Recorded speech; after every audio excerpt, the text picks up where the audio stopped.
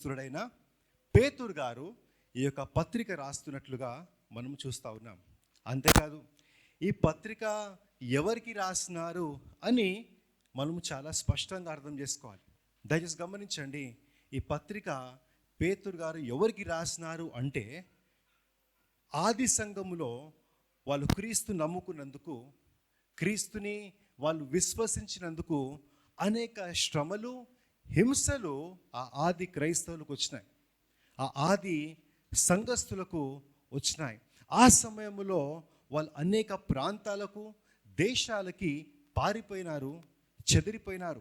మీరు మొదటి గమనించినట్లయితే స్పష్టంగా ఇక్కడ ఏమని రాయబడిందంటే, ఈ పత్రిక రాసింది యేసుక్రీస్తు అపోస్తలుడైన పేతురని.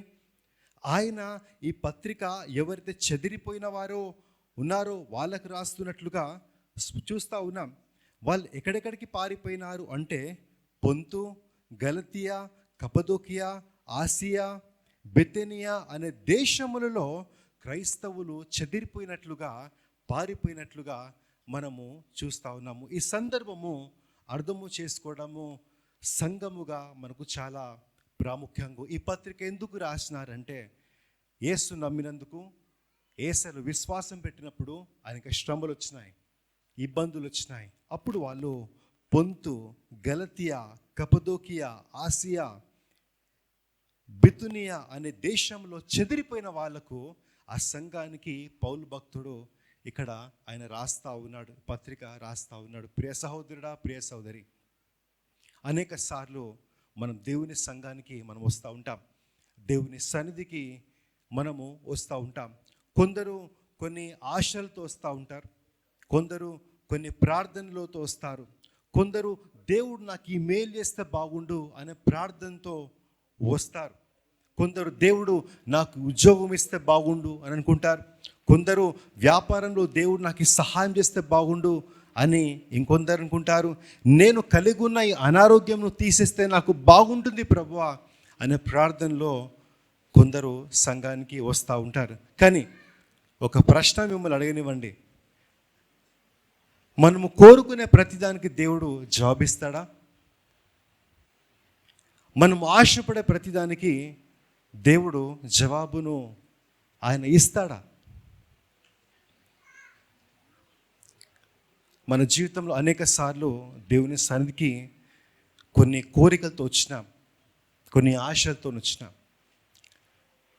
ఆ అన్ని ఆశల్లో దేవుడు తన కృప చొప్పున, తన కనికరము చొప్పున దేవుడు కొన్నిటికి జవాబు ఇచ్చినాడు. కానీ కొన్నిటికి జవాబు మనం పొందుకోలేదు. అవునంటారా కాదంటారా?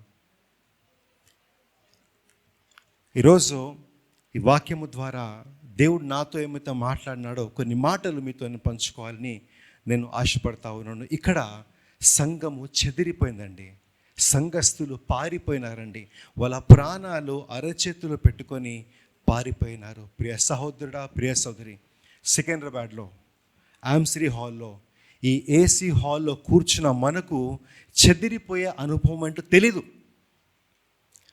యేసుక్రీస్తు నమ్ముకున్నందుకు, యేసయ్యను విశ్వసించినందుకు ఏ రకంగా శ్రమలు వస్తాయో, ఏ రకంగా హింసలు వస్తాయో అది మనకు తెలియదు. గమనించినట్లయితే ఇది మనకు తెలియదు, కానీ మనకెందుకు తెలియదు అంటే అటువంటి పరిస్థితి, అటువంటి హింసలు, అటువంటి శ్రమలు దేవుడు ఇంతవరకు మన ప్రాంతానికి మనకు అనుమతించలేదు. అదొకటే కారణం.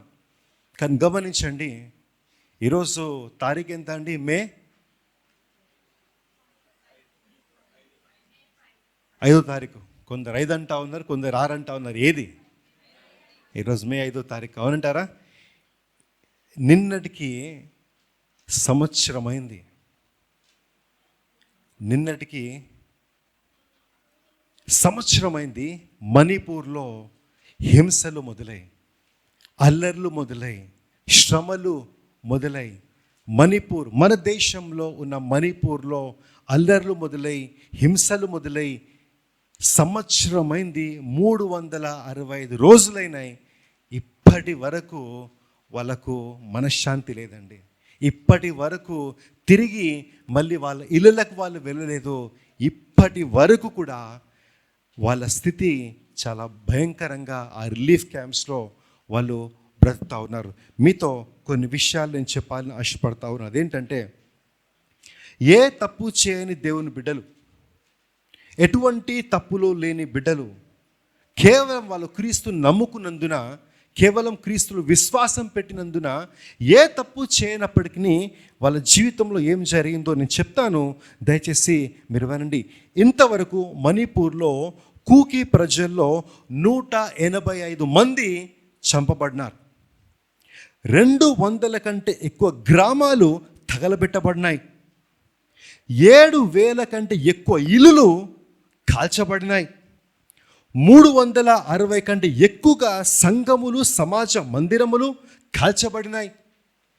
42,000 మంది కంటే ఎక్కువ ప్రజలు ఇప్పటికీ కూడా ఆయా దూర ప్రాంతంలో ఉన్న రిలీఫ్ క్యాంప్స్లలో వాళ్ళు తల వాల్చుకుంటా ఉన్నారు. ఆ రిలీఫ్ క్యాంప్స్లో తినడానికి ఆహారం లేదు, సరి అయిన మందులు లేవు, అనేక ఇన్ఫెక్షన్స్తో ఇప్పటికీ అక్కడ దేవుని బిడ్డలు ఉన్నారు. చిన్నపిల్లల చదువులు పోయినాయి, యవనస్తుల కాలేజీలు పోయినాయి, ఉద్యోగాలు పోయినాయి, హాస్పిటల్స్ లేవు, క్లినిక్స్ లేవు, సరిగా తినడానికి తిండి లేక ఇప్పటికీ మణిపూర్లో 365 రోజులు ఇప్పటికీ జరిగినాయండి. ఇటీవల కాలంలో ఒక ఫైటింగ్ ఛాంపియన్లో మణిపూర్కి చెందిన ఒక ఛాంపియన్ ఆయన గెలిచినాడు కానీ ఆ సంతోషమే లేదు ఆయనకు. ఆయన గెలిచిన తర్వాత ఏడ్చుకుంటూ ఆయన ఏం చెప్తున్నాడంటే, ప్రధానమంత్రి అయిన మోదీ గారు, మణిపూర్లో శాంతి లేదు, మణిపూర్లో భద్రత లేదండి, మా బిడ్డలకి ఆహారం లేదు, రిలీఫ్ క్యాంప్స్లో వాళ్ళకు తినడానికి తిండి లేదు, బిడ్డలకు సరిగా బట్టలు లేవు, చదువులు పోతూ ఉన్నాయి, ఉద్యోగాలు పోయినా ఉన్నాయి. కాబట్టి మోదీ గారు ఒక్కసారి మీరు మణిపూర్కి రండి, మణిపూర్కి వచ్చి అక్కడ శాంతి భద్రతలు కలుగులాగున మీరు సహాయం చేయండి అని ఆ ఫైటర్ తన గెలుపును పక్కన పెట్టి ప్రధానమంత్రిని ఆయన అర్థించినాడు. ఎందుకో తెలీదు, మన మంత్రులు హైదరాబాద్కి వస్తారు, మల్కాజ్గిరికి వస్తారు, ఇక్కడికి వస్తారు, కానీ ఆ నార్త్లో ఎంత దగ్గరతో మణిపూర్ ఉందో అక్కడికి పోవడానికి వాళ్ళకు సమయం లేదు. దేశ విదేశాలు పర్యటించడానికి, ఆ ప్రధానులను, ముఖ్యమంత్రులను కలవడానికి వాళ్ళకి సమయం ఉంది, కానీ ఇంతమంది చంపబడుతుంటే, ఇల్లు తగలబెడుతుంటే ఇప్పటికీ ఏ రాజకీయ నాయకుడు స్పందించలేడు. ఆ యొక్క ప్రాంతం యొక్క చీఫ్ మినిస్టర్ ఇప్పటికీ స్పందించలేదు. దేశ విదేశాల నుంచి ఇప్పటికి ఎవరు స్పందించలేదు. మన దేశంలో ఉన్న నాయకులు ఇప్పటికీ స్పందించలేదండి, ఇప్పటికీ స్పందించలేదు. 365 రోజులైనాయి. ఈ పరిస్థితులు ఎప్పుడు మారుతాయి, ఈ పరిస్థితులు ఎప్పుడు చక్కబడతాయి అని అక్కడ ఆఫీసర్స్ అడిగినప్పుడు, ఐఏఎస్ ఆఫీసర్స్ అడిగినప్పుడు, రాజకీయ నాయకులు అడిగినప్పుడు వాళ్ళు ఏమని చెప్తారు తెలుసా? ఎప్పుడు మారుతాయి పరిస్థితులు, ఎప్పుడు శాంతి భద్రత ఉంటుంది ఆ ప్రాంతంలో అడిగినప్పుడు వాళ్ళు ఏం చెప్తారు తెలుసా? మాకు తెలియదు అంటా ఉన్నారు, మాకు తెలియదు అంటా ఉన్నారు. ప్రియ సహోదరుడా, ప్రియ సహోదరి, ఈ రకంగా సికింద్రాబాద్లో ఆమ్శ్రీ హాల్లో ఏసీ కింద కూర్చొని ఆరాధిస్తున్న మనకు ఒక మాట నేను జ్ఞాపకం తీసుకొస్తా ఉన్నాను. అది ఏంటంటే, ఇప్పటికీ 365 రోజులైంది, ఇప్పటికీ దేవుని బిడ్డలు వాళ్ళు ఇల్లులు కోల్పోయినారు, వాళ్ళకున్న డబ్బులు దోచుకొని పోయినారు, వాళ్ళకున్న వెండి బంగారము దోచుకొని పోయినారు, వాళ్ళకున్న ఇల్లు, వాళ్ళకున్న ఆస్తి అంతా కోల్పోయినారు, వాళ్ళ ఇళ్ళలో అమూల్యమైన అన్ని దోచుకొని పోయినారు. వాళ్ళ ప్రాణాలు అరచేతులు పెట్టుకొని వాళ్ళు పారిపోయినారు. ఆ కొండల ప్రాంతంలో, గుట్టల ప్రాంతంలో ఎక్కడితే పాడుబడిపోయిన ఇల్లులు ఉన్నాయో అక్కడ తలదాల్చుకుంటా ఉన్నారు దేవుని బిడ్డలు. గత సంవత్సరం సెప్టెంబర్లో దేవుని మహాకృపను బట్టి మణిపూర్కి వెళ్ళడానికి దేవుడు కృపనిచ్చినాడు. I thank Kamalanna and I thank the church for enabling me, for allowing me అక్కడికి వెళ్ళడానికి, అక్కడ పరిచర్య చేయడానికి నాకు అవకాశం ఇచ్చినందుకు అన్నకు, సంఘానికి నేను కృతజ్ఞుని. అక్కడ వెళ్ళిన తర్వాత కొన్ని విషయాలు నేను మీతో చెప్తానండి. దయచేసి వాటిని మీరు గ్రహించవలసిందిగా నేను కోరుతా ఉన్నా. ఇక్కడ కూర్చొని మనకున్న కష్టాల గురించి, ఇబ్బందుల గురించి మనకున్న స్థితిగతుల గురించి మనలో కొంతమంది చాలా బాధపడుతూ ఉంటారు, చాలా ఇబ్బంది పడుతూ ఉంటారు. అసలు ఇబ్బంది అంటే ఏంటో కొన్ని నేను మీతో పంచుకుంటాను. మొట్టమొదటిగా మేము మణిపూర్కి వెళ్ళినప్పుడు ఒక పాస్టర్ గారి ఇంట్లో మేము ఉన్నాం. 3 రోజులు ఆయన ఇంట్లోనే మేము ఉన్నాం. మేము ఉన్నప్పుడు ఆయనే మాకు అన్ని రిలీఫ్ క్యాంప్స్కి వెళ్ళినాడు, మాతో పాటు వచ్చినాడు. మేము ఉన్న సమయంలో ఆయన తండ్రి ఆడికి వచ్చినాడు, వాళ్ళ నాన్న ఆడికి వచ్చినాడు. ఆయన ఎందుకు వచ్చినాడు అంటే ఆయన కంటికి ఏదో ప్రాబ్లం ఉంది, ఆయనకున్న స్పెక్స్ తీసేసి ఇంకొక స్పెక్స్ పెట్టుకోవాలి, అంటే స్పెక్స్ చేంజ్ చేసుకోవాలి అంతే.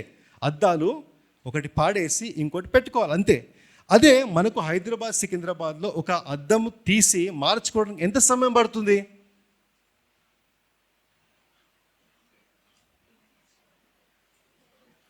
అద్దాలు పెట్టుకునే వాళ్ళు మీరు చెప్పగలుగుతారా? డాక్టర్ దగ్గరికి వెళ్ళడానికి, చెప్పడానికి, చేంజ్ చేసుకోవడానికి ఎంత సమయం పడుతుంది? డాక్టర్ దగ్గరికి వెళ్ళడానికి రావడానికి 1 గంట. ఆర్డర్ ఇస్తాము, మళ్ళీ ఒకసారి పోయి తెచ్చుకుంటాము, ఎక్కువ మాట్లాడితే 2 గంటల. వీళ్ళ నాన్నకు ఆ యొక్క అద్దాలు మార్చడానికి వాళ్ళు ఉన్న ప్రాంతం నుంచి ఇంపాల్కి వెళ్ళాలి. కానీ ఇంపాల్ అనే ప్రాంతంలో మేటీస్ ఉన్నారు, వీళ్ళు అక్కడికి వెళ్తే చంపేస్తారు, వాళ్ళని బతకనియరు. కాబట్టి ఇంపాల్లో పోవడం అసాధ్యం కాబట్టి ఆ ప్రాంతం నుంచి వాళ్ళు నేపాల్కి పోవాలి. నేపాల్కి పోవాలి అంటే ఈ పాస్టర్ గారు వాళ్ళ కారులో 4 గంటలు ప్రయాణం చేయాలి. 4 గంటలు ప్రయాణం చేసి ఒక ట్రైన్ ఎక్కాలి. ఆ ట్రైన్ ఎక్కి రాత్రంతా ప్రయాణం చేయాలి, నేపాల్కి పోవాలి. అక్కడ ఒక ఇల్లు హోటల్ అద్దెకి తీసుకోవాలి, అక్కడ హోటల్లో కొంతసేపు ఉండాలి, వెళ్ళి డాక్టర్ని కలవాలి, డాక్టర్ ఈ అద్దాలు తీసుకోవడానికి రాయాలి, ఆ అద్దాలు రావడానికి ఇంకొక రోజు పడుతుంది. అప్పటి వరకు అక్కడే ఉండాలి, అక్కడే ఉండి ఆ హోటల్స్లో ఉండి ఆ అద్దాలు చేయించుకొని మళ్ళీ రావాలి. ఇదంతా కావడానికి 4 రోజులు పడుతుంది, ఎంతో ఖర్చుతో కూడింది. అదండి ఇబ్బంది అంటే. అవునంటారా కాదంటారా? ఒక అద్దాలు మార్చుకోవడానికి వేరే దేశానికి పోవాల్సి వచ్చిన పరిస్థితి మణిపూర్లో. అది మొదటిది. రెండవదిగా చూడాలంటే చిన్నపిల్లలు వాళ్ళ చదువులు కోల్పోయినారు, యవనస్తులు వాళ్ళ కాలేజీలు పోయినాయి, వాళ్ళు బహుశా బ్యాంకుల్లో డబ్బులు పెట్టుకున్నారేమో, డబ్బులు కూడా పోయినాయి.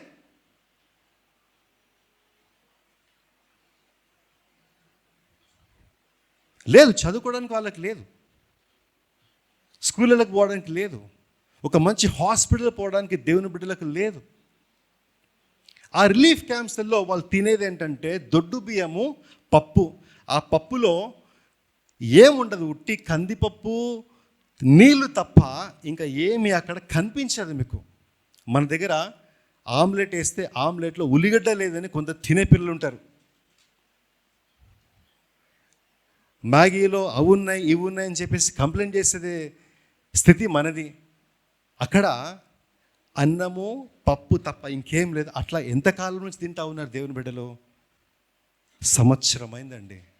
1 నెల కాదు, 2 నెలలు కాదు, సంవత్సరం నుంచి దేవుని బిడ్డలు అట్లా ప్రయాసపడతా ఉన్నారు, అట్లా ఇబ్బంది పడతా ఉన్నారు. మూడవదిగా చికెన్లు, మటను. మన హైదరాబాద్లో సహజంగా చాలా ఎక్కువ తింటాం. బహుశా నిన్ననే కొంతమంది తిన్నామేమో, ఈ వారంలో కొంతమంది తిన్నామేమో. ఆ రిలీఫ్ క్యాంప్స్లో వాళ్ళు చికెన్ కానీ మటన్ కానీ మాంసం తినాలంటే ఎన్ని నెలలకు ఒకసారి తింటారు తెలుసా వాళ్ళు?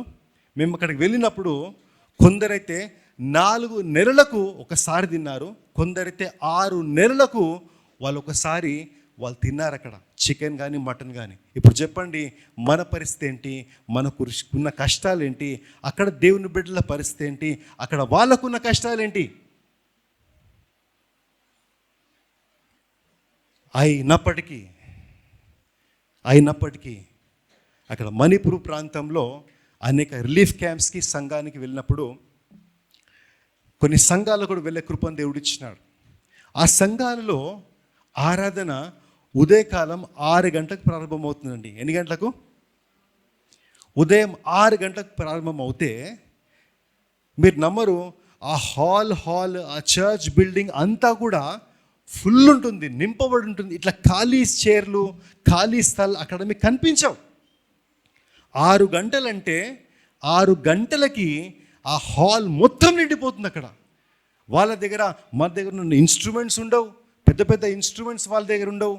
ఒకటే డ్రమ్ ఉంటుంది, దాంతో ఇంత చక్కగా పాడతారు, ఇంత చక్కగా దేవుని ఆరాధిస్తారంటే వాళ్ళతో మనము కొన్నిసార్లు పోల్చుకోలేము. 6 గంటలంటే 6 గంటల కంటే ముందే వాళ్ళందరూ దేవుని సన్నిధికి వస్తారు. ప్రియ సహోదరుడా, ప్రియ సహోదరి, వాళ్ళు కష్టాల్లో ఉన్నప్పటికీ, వాళ్ళు ఇబ్బందుల్లో ఉన్నప్పటికీ, ఇల్లులు కోల్పోయి, వాళ్ళు సంపాదించి దాచిపెట్టుకున్న సమస్తం కోల్పోయినప్పటికీ దేవుని సన్నిధికి సమయానికి వాళ్ళు వస్తారు. ఉదయకాలము మన మనస్సాక్షి మనకు ఎందుకు ప్రశ్నించట్లేదండి? మనం అన్నీ కలిగి, అన్ని వస్తువులు కలిగి, అన్ని సుఖాలు సంతోషాలు మనం కలిగి, మనము దేవుని సన్నిధికి సంఘముగా ఆరాధించడానికి ఏ సమయానికి మనం వస్తూ ఉన్నాం అని మన మనస్సాక్షి మనం ఎందుకు గద్దించట్లేదు?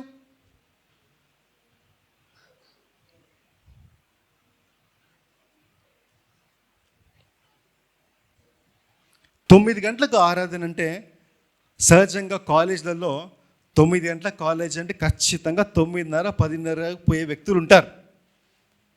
10 గంటల కంటే 10:30కు పోతారు. కానీ దేవుని ఆరాధించడానికి సమయానికి రావాల్సిన మనం ఏ సమయానికి దేవుని సన్నిధికి మనం వస్తూ ఉన్నామని ఎందుకు మనము ప్రశ్నించుకోకూడదు? ఉదయకాల సమయము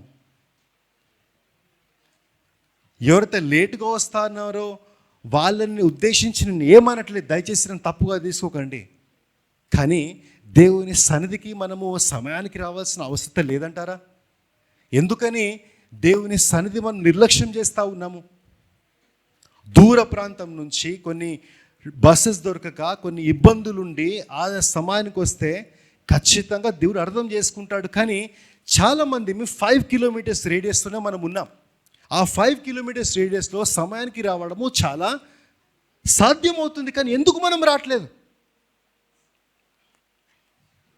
అని మనం ఎందుకు ప్రశ్నించుకోకూడదు?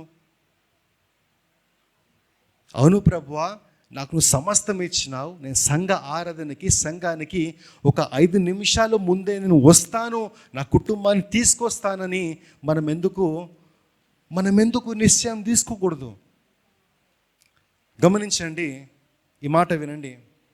ఒకవేళ సంఘానికి సమయానికి రావడము మనకు ఆప్షనల్ అంటే వస్తే వచ్చినాము, లేకపోతే లేదు అని మనం అనుకున్నట్లయితే రేపొద్దున మన పిల్లలకు అది అనవసరం అవుతుంది. If coming to church on time is optional for us, it will become unnecessary for our children to come. మనకు వచ్చినా రాకున్నా పర్వాలేదు మనం అనుకుంటే రేపొద్దున వచ్చే తరానికి పోకున్నా పర్వాలేదులే అని వాళ్ళు అనుకుంటారు. కొందరు ఆరాధన మధ్యలో వస్తారు. ఎంతమంది నమ్ముతారండి మనం ఆరాధిస్తున్నప్పుడు, సంఘంగా కూడుకున్నప్పుడు దేవుడు మన మధ్యలో ఉంటాడని?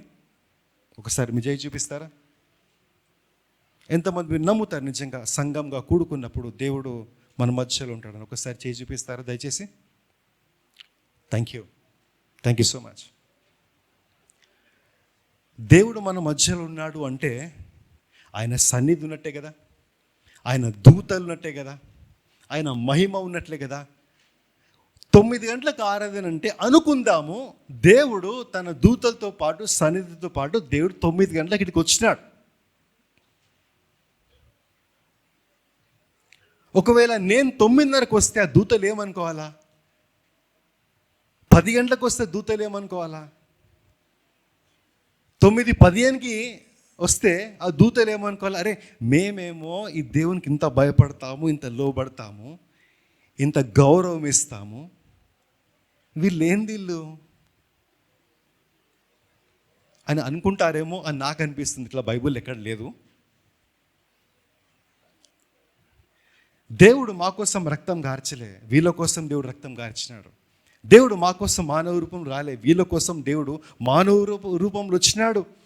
ఇంత గొప్ప కృపను వీళ్ళు ఎందుకు అర్థం చేసుకోలేదు, ఎందుకు ఇంత నిర్లక్ష్యం చేస్తూ ఉన్నారని బహుశా ఆ దేవదూతలారా మీ అభిప్రాయం చెప్పండి అంటే వాళ్ళు చెప్తారేమో అని నేను అనుకుంటా ఉన్నాను.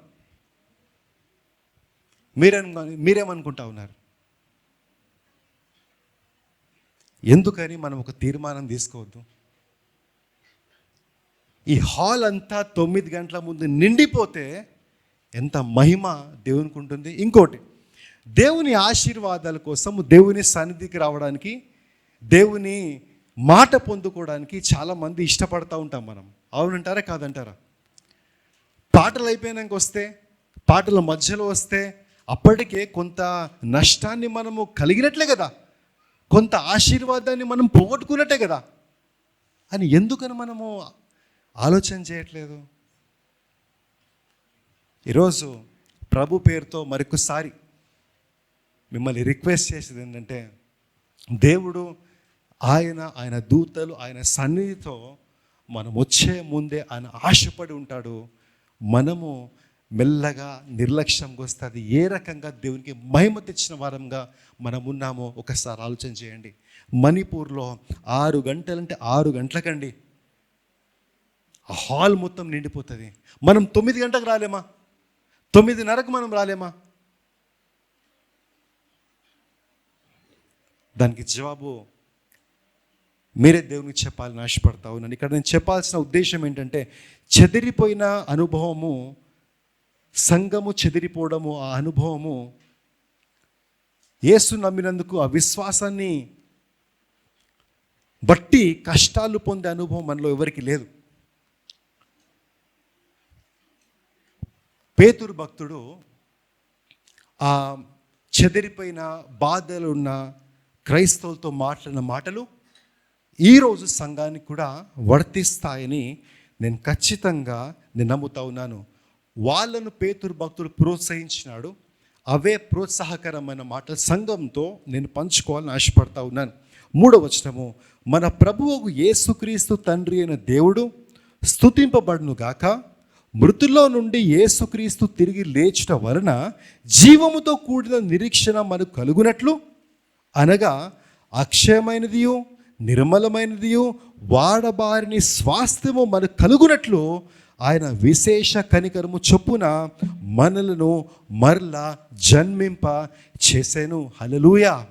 ఈరోజు మన జీవితంలో మనకు డబ్బు ఉన్నా లేకున్నా, ఆస్తులు ఉన్నా లేకున్నా, ఐశ్వర్యం ఉన్నా లేకున్నా, కారు బంగ్లాలు మేడలు మిద్దలు ఉన్నా లేకున్నా, చివరికి అనారోగ్యముతో ఉన్నా, ఆ అనారోగ్యము దూరము కాకున్నా, ఒక క్రైస్తవుని ఆదరించే మాటలు, ఒక క్రైస్తవుని బలపరిచే మాటలు ఏమై ఉండాలి అంటే, అక్షయమైనదియు నిర్మలమైనదియు వాడబారిని స్వాస్థ్యము దేవుడు నాకు ఇవ్వడానికి నన్ను తిరిగి జన్మింపచేసినాడు.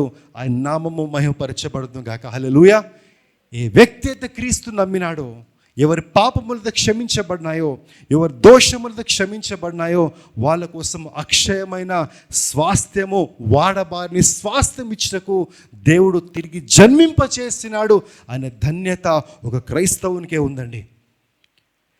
వేరే విశ్వాసం కలిగిన వ్యక్తులకు, వేరే నమ్మకాలు కలిగిన వ్యక్తులకు వాళ్ళు పరలోకం పోతారా లేదా పెద్ద ప్రశ్న వాళ్ళకు.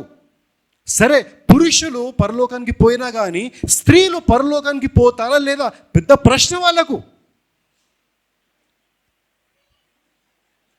వేరే ఆచారాలు మతాలు వెంబడించే వాళ్ళని గమనించండి, వాళ్లకు ఈ నిరీక్షణ లేదు. మనకు సజీవ నిరీక్షణను దేవుడిచ్చినాడు, సజీవ ఆ యొక్క భాగ్యాన్ని దేవుడిచ్చినాడు. అదేంటంటే క్రీస్తులో తిరిగి జన్మింపచేసినాడు. ఆ వాడబారిని స్వాస్థ్యము ప్రతి క్రైస్తవునికి ఆయన ఇవ్వడానికి ఆయన సిద్ధంగా ఉన్నాడు. నమ్మిన వారు ఒకసారి గట్టి హల్లెలూయా చెప్తారా? ఈ భాగ్యము అందరికీ లేదండి. ఈ భాగ్యము చాలామందికి లేదండి. మన జీవితంలో ఏ మూన లేకున్నా మనం ఒకటి గుర్తుపెట్టుకోవాలి, ఏంటంటే దేవుడు నన్ను తిరిగి జన్మింపజేసినాడు. వాడబారిని స్వాస్థ్యము, అక్షయమైనది, నిర్మలమైనది దేవుడు నా కోసం పరమందు దాచి ఉంచినాడని ఒక క్రైస్తవుడు ఎప్పుడు మర్చిపోవద్దు. హల్లెలూయా. ఆ శ్రమల్లో, ఇబ్బందుల్లో దేవుడు మీకు ఇది ఇచ్చినాడు, ఈ జీవితం మీకు ఇచ్చినాడని పేతురు వాళ్ళని బలపరుస్తూ ఆయన రాసినాడు. మొట్టమొదటి విషయము, క్రీస్తు నమ్ముకున్న నీవు నేను ఆయనలో తిరిగి జన్మించబడినాం. అది మొదటి విషయము. రెండవదిగా, ఇందువలన 6వ వచనము, ఇందువలన మీరు మిక్కిలి ఆనందించుచున్నారు కానీ అవసరం బట్టి నానా విధములైన శోధనల చేత ప్రస్తుతము కొంచెము కాలము మీకు దుఃఖము కలుగుచున్నది. నశించిపోవు సువర్ణము అగ్ని పరీక్ష వలన శుద్ధపరచబడుచున్నది కదా, దానికంటే అమూల్యమైన మీ విశ్వాసము ఈ శోధన చేత పరీక్షించుటకు నిలిచినదై యేసు క్రీస్తు ప్రత్యక్షమైనప్పుడు మీకు మెప్పును, మహిమను, ఘనతకు అధికారమగును. ఇక్కడ విశ్వాసాన్ని బంగారము కంటే అమూల్యముదిగా పేతురు భక్తుడు ఆయన పోల్చినాడు. ఆ రిలీఫ్ క్యాంప్స్కి పోయినప్పుడు, అక్కడ చెదిరిపోయిన క్రైస్తవుల దగ్గరికి వెళ్ళినప్పుడు, లాస్ట్ టైం ప్రదీపన్నతో మణిపూర్కి వెళ్ళినప్పుడు నా మొట్టమొదటి రెస్పాన్సిబిలిటీ ఏంటంటే, అన్న ఎక్కడికైతే వెళ్తుంటాడో అక్కడ అన్న బ్యాగ్ తీసుకుని నేను పోవాలి. అది నా మెయిన్ జాబ్, అది నేను తీసుకున్న జాబ్. అది అన్న వెళ్తున్నప్పుడు ఆ మెడిసిన్స్ అని తీసుకోవాలా, బ్యాగ్లో పెట్టుకోవాలా. ఇక్కడ మెడికల్ క్యాంప్ పెడితే ఆ బ్యాగ్ ఓపెన్ చేయాలా. మొదట అన్న ఈ మంది ఆ మంది అని ఫస్ట్ డే చెప్పినప్పుడు నాకు తెలియదు. తర్వాత 2 రోజుల తర్వాత దేనికి ఏ మంది ఇవ్వాలో నాకు అర్థమైంది. అన్న అడిగే ముందే తీసి నేను రెడీగా పెట్టేవాడిని. అది నా మొదటి పని, ఆ బ్యాగ్ మోయడము మొదటి పని. రెండవదిగా అది మెడికల్ క్యాంప్ అయిపోయిన వెంటనే ఆ బిడ్డల దగ్గరికి వెళ్ళి ప్రభు ఇచ్చిన ప్రేరేపణ బట్టి ప్రతి బిడ్డకు వాళ్ళకు బలపరిచే, వాళ్ళకు ధైర్యం ఇచ్చే మాటలు చెప్పడము. మేమేం చెప్పినామంటే, యేసు క్రీస్తుని మీరు విడిచిపెట్టకండి, మీ విశ్వాసాన్ని మీరు విడిచిపెట్టకండి, మీకు బహుమతి ఉంది. మీరు ఇక్కడ అనేకం కోల్పోయినారు, మీరు ఇక్కడ అనేకమైన వస్తువులను కోల్పోయినారు, వాళ్ళు మీ దగ్గర నుంచి లాక్కున్నారు, కానీ మీకోసము వాడబారిని స్వాస్థ్యము దేవుడు పెట్టినాడు. దాన్ని బట్టి సంతోషించండి, యేసుని మాత్రం విడిచిపెట్టకండి, మీ విశ్వాసాన్ని విడిచిపెట్టకండి అని ఆ క్రైస్తవులకు ఆ బిడ్డలతో పంచుకున్న కృపను దేవుడిచ్చినాడు. ఈరోజు సంఘానికి కూడా ప్రోత్సాహకరమైన మాట ఏంటంటే, మన జీవితంలో ఏమున్నా ఏం లేకున్నా నువ్వుంటే నాకు చాలు యేసైన పాట మనం పాడతాం కదా. ఇక్కడ కూర్చొని మనకు అది లేదు ఇది లేదు అని మనం కొన్నిసార్లు తలంచుతూ ఉంటాం కదా. ప్రియ సహోదరుడా, ప్రియ సహోదరి, ఏ విశ్వాసం అయితే నువ్వు పెట్టుకున్నావో, ఏ విశ్వాసంతో నమ్ముకున్నావో అది వెండి బంగారం కంటే అమూల్యమైనది. దాన్ని మాత్రం విడిచిపెట్టొద్దు, దాన్ని మాత్రము దేనికోసం తాకట్టు పెట్టొద్దు అని ప్రభు పేరుతో మరొకసారి జ్ఞాపకము తీసుకొస్తా ఉన్నాం. చివరిగా 2వ అధ్యాయము 9-10 వచనాలకు మనం వచ్చినట్లయితే, ఇక్కడ క్రీస్తుని నమ్ముకున్న బిడ్డలకున్న ఆధిక్యతను ఇక్కడ పేతురు భక్తుడు ఆయన మాట్లాడుతూ ఉన్నాడు. ఆయన ఏమంటున్నాడంటే, అయితే మీరు చీకటిలో నుండి ఆశ్చర్యకరమైన తన వెలుగులోనికి మిమ్మల్ని పిలిచిన వాని గుణాతిశయములు ప్రచురించే నిమిత్తము, మొదటగా ఏమని రాబడింది అక్కడ, దయచేసి మీ బైబిల్ మీరు చదివి చెప్పవలసిందని కోరుతా ఉన్నాను. అక్కడ ఏమని రాబడింది, ఏర్పరచబడిన వంశము. ఒక వంశం అంటే ఒక సమయానికి చెందింది, ఒక కాలానికి చెందింది. కానీ ఇక్కడ పేతురు భక్తుడు ఏ వంశం గురించి అయితే రాస్తా ఉన్నాడో అది సార్వత్రిక సంఘానికి చెందింది. అది ఒక కాలానికి చెందింది కాదు, అది ఒక పరిస్థితికి చెందింది కాదు, అది ఒక దేశానికి పరిమితమైనది కాదు.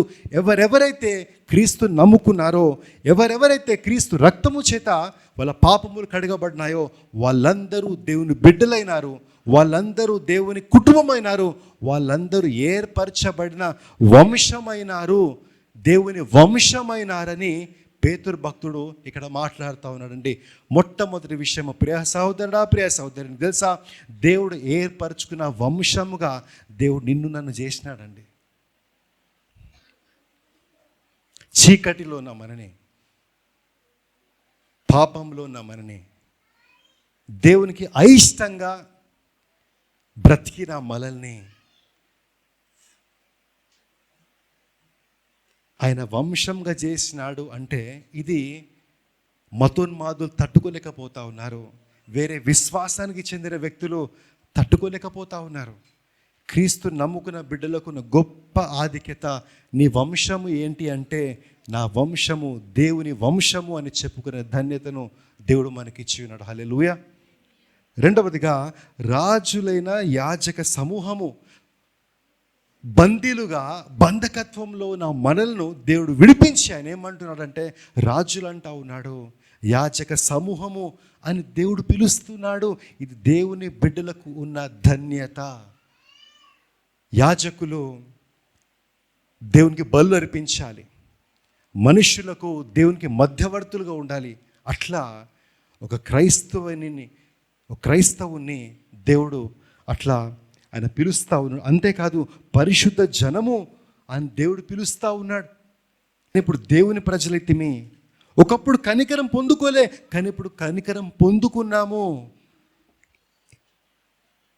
ఈరోజు వాక్యం యొక్క అంశం ఏంటంటే, what a blessed hope we have in Jesus. యేసయ్యలో ఎంత ఆశీర్వాదము మనం కలిగి ఉన్నాము. హల్లెలూయా, హల్లెలూయా. ఇంతకంటే ఆశీర్వాదం ఇంకేం కావాలండి? ఇంతకంటే గొప్ప ధన్యత ఒక క్రైస్తవునికి, దేవుని బిడ్డకు ఇంకొకరు కావాలండి. దేవుని సొత్తు అంటా ఉన్నాడమ్మా దేవుడిని. నన్ను రాజులు అంటా ఉన్నాడు, యాజక సమూహం అంటా ఉన్నాడు. ఇవన్నీ దేవుడు ఎందుకు చేసినాడు అంటే, ఆయన గుణాతిశయములు ప్రచురము చేయాలని, ఆయన గురించి మాట్లాడాలని, ఆయన గురించి ప్రకటించాలని. తర్వాత వచనాలు మీరు చదివినట్లయితే పరిశుద్ధ జీవితము జీవించాలని. నేను పరిశుద్ధిని కాబట్టి మీరు పరిశుద్ధులే జీవించుడి అని మొదటి పత్రిక 1 అధ్యాయం 14 నుంచి 16 మాట్లాడినాడు. అదే పత్రిక 2వ అధ్యాయము 1-2 వచనాల్లో మనము గమనించినట్లయితే ఆయన కపటం విడిచిపెట్టమంటా ఉన్నాడు, వేషధారణ విడిచిపెట్టమంటా ఉన్నాడు, అసూయను విడిచిపెట్టమంటా ఉన్నాడు, క్రొత్త జన్మ ఎత్తిన శిశువులాగా బ్రతకాలని ఇక్కడ పేతురు భక్తుడు మాట్లాడుతూ ఉన్నాడు. ఈ యొక్క ఉదయకాల సమయంలో సంఘముతో నేను నేర్చుకున్నది, ప్రోత్సాహకరంగా ఉండే విషయం మాట్లాడుకున్న ఏంటంటే, మనకు చెదిరిపోయిన అనుభవం లేదు, మనము మన ప్రాణాలను పట్టుకొని పరిగెత్తిన అనుభవం మనకు లేదు. యేసుక్రీస్తు నమ్ముకున్నందుకు, యేసుక్రీస్తులో విశ్వాసం పెట్టినందుకు ఎటువంటి శ్రమలు వస్తాయి, ఇబ్బందులు వస్తాయి, ఇంతవరకు ఆ పరిస్థితి మనకు రాలేదు. కానీ ఇప్పటికే దేవుని సంఘము మణిపూర్లో వాళ్ళు అనుభవిస్తూ ఉన్నారు. కానీ అయినప్పటికీ వాళ్ళకి దేవుడు అంటే భక్తి, దేవుని సన్నిధి అంటే భక్తి. ఒక సమయం అంటే ఒక సమయంకి వస్తారు, మనం ఎందుకు రాం?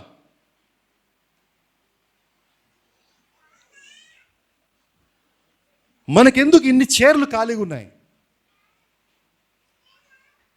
కొందరు 9:15కి వస్తారు, కొందరు 9:30కి వస్తారు, కొందరు 9:40కి వస్తారు, కొందరు వాక్యానికి ముందు వస్తారు, ఇంకొందరైతే వాక్యం తర్వాత కూడా వస్తారు.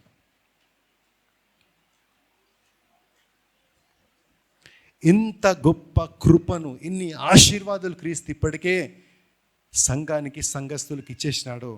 ఆయన గొప్ప రాజు అండి, మహారాజు అండి. ఆయన వచ్చి ఆయన దూతలతో ఇక్కడ ఉంటే 5 మంది 10 మంది కనిపించి మెల్లమెల్లగా ఒక్కొక్కళ్ళకి వస్తుంటే, అది ఆయనకు ఏ మహిమను మనం ఇస్తూ ఉన్నాము, ఎటువంటి ఘనతను మనం ఇస్తూ ఉన్నాము. ఒక్కసారి మనం ఎందుకు ఆలోచన చేయవద్దు? నేను ఎందుకని ఒక 5 నిమిషాలు 10 నిమిషాలు సంఘానికి ముందు రావద్దు? ఒకవేళ వచ్చి నేనేమైనా చేసేది ఉంటే నేను ఎందుకు చేయకూడదు?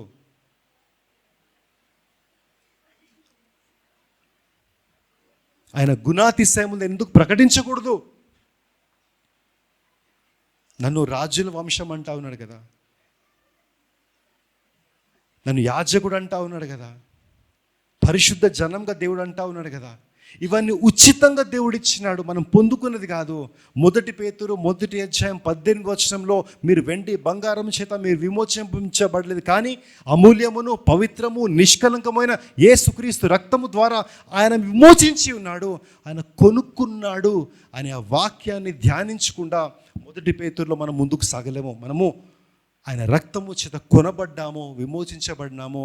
ఆ దూతల కంటే ఎక్కువ ఆరాధన మనం చేయాలి, ఆ దూతల కంటే ఎక్కువ కృతజ్ఞతను మనం చూపించాలి, ఆ దూతల కంటే ఎక్కువగా ఆయన సన్నిధిలో భయభక్తులు మనం కనిపించాలి. హల్లెలూయా, హల్లెలూయా.